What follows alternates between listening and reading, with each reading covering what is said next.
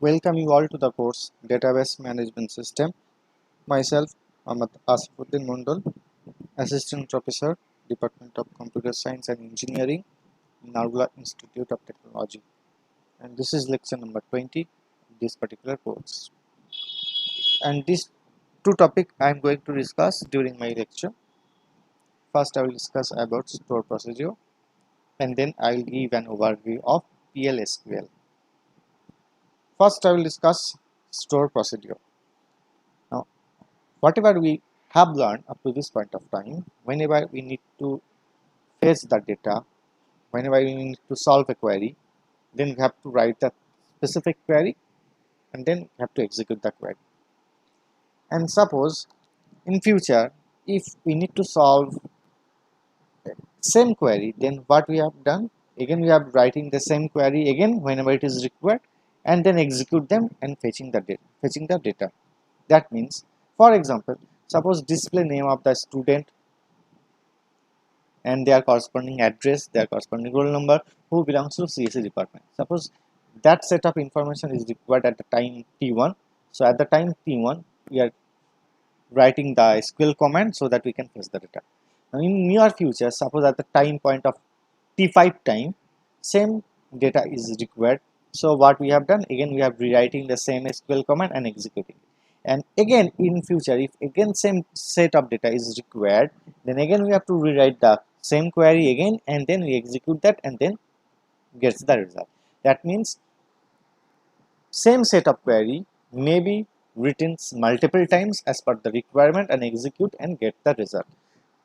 But to overcome that kind of problem, means to reduce how many times we are going to write, for that SQL provides a technique known as store procedure, where we can write our SQL command only once and then saved it, and then we can reuse the same SQL code over and over again whenever it is required. That means instead of writing the same SQL code over and over, we can only write it once, saved it, and we can reuse the same code whenever it is required.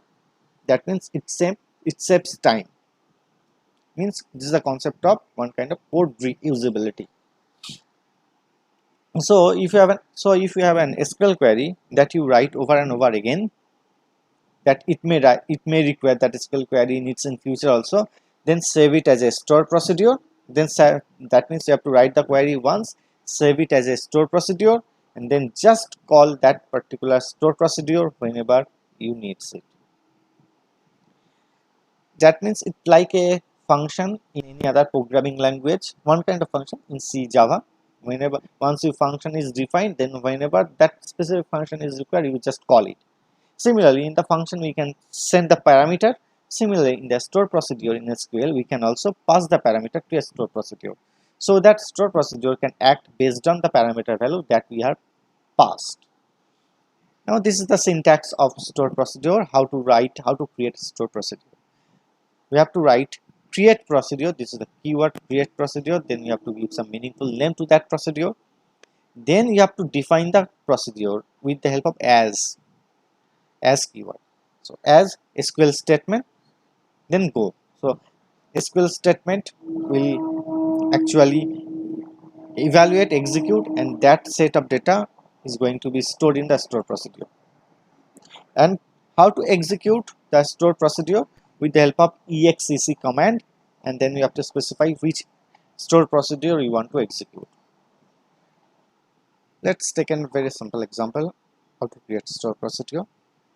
Already we have student relation. Now if you want to fetch the data regarding student multiple times, so every time generally what we do, we execute that command, select star from student. Again when required, again we have to write the same query and execute it again. But instead of doing that, we can create a procedure. How to do that? So you have to write create procedure. All student is the name of that procedure. I have given the name all student. Then it is the definition of this part is the definition of create procedure all student. So create procedure all student as select star from student, then go. That means the record this once that command will execute, it will produce a record, and that record is going to be stored as a create procedure in the all student. And if you execute the command exec space all student, then it will give you the result, means it will show the student information.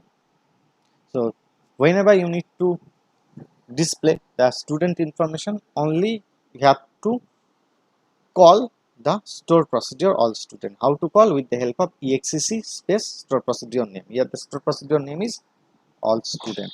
So no need to write it select star from student multiple times. Rather than whenever it is required, just invoke the all student procedure with the help of exec command. The next topic is store procedure with multiple parameters. I've just mentioned, just like a function, we can pass parameter in the store procedure also. For example, if you consider the previous example, student information, suppose I want to display student information, but the condition is that display only those student information those belongs to CSE department and belongs to the City of London. In the previous example, what we have displayed, we displayed all the student information, but this time we require to display only the student of CSE department and those belongs to the City of London. That means two conditions are there, so we can pass these two conditions in our store procedure. So how to do that? Exec is the command by which we can call or execute the store procedure. Suppose name of the store procedure is all student, so exec invoke the all student procedure, and during invocation we want to pass two condition or the two parameter. One parameter is city, other parameter is department. So how to define it? With the help of @city is equal to London, comma @department is equal to CSE. So these two basically a variable, and we are passing these two information to the store procedure all student, because our criteria is the display only the CSE department student, those belongs to London. So these two parameter, these two conditions are passed to the store procedure all student while invoking the store procedure.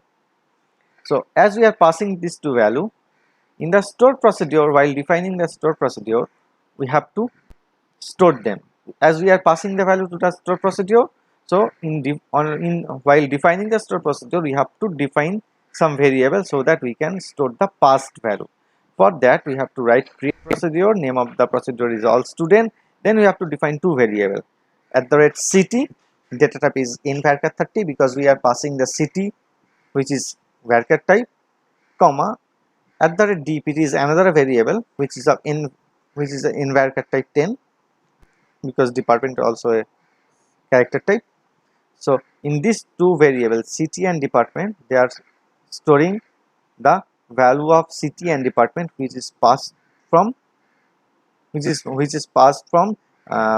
passed during invoking the all student store procedure.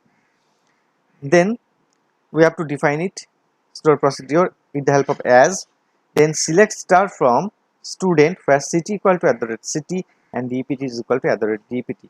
Now here this part, this city and this dpt, these two are basically the attribute of student. So it's very vital point.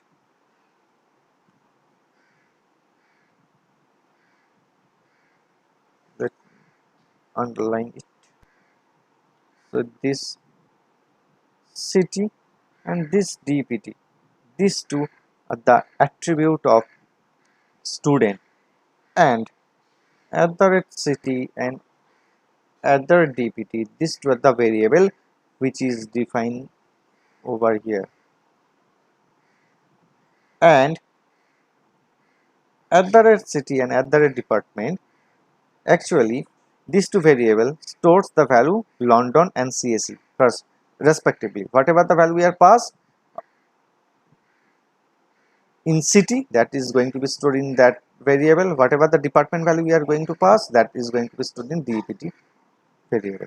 So @city @dpt, this is the variable of all student procedure, and this city and this department is the attribute of student. So how to interpret that line? Select star from student where city is equal to at the city, and at the city contains London, so that means where city is equal to London, and DPT is equal to at the DPT. At the DPT contains CSE, so that means DPT is equal to CSE.